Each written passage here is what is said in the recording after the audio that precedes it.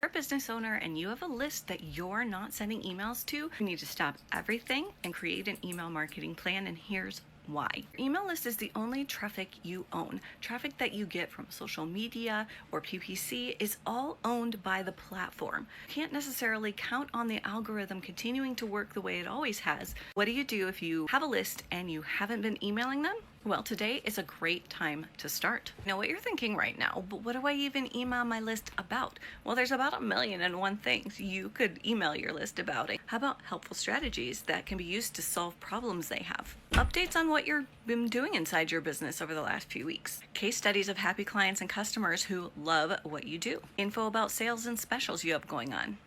Coupon code. News about ways you've been serving your local community. Story about how you started your business and how much you've grown since the beginning. It's just a few ideas to help get you started. Follow me for more tips on how to use your words to market your products and services.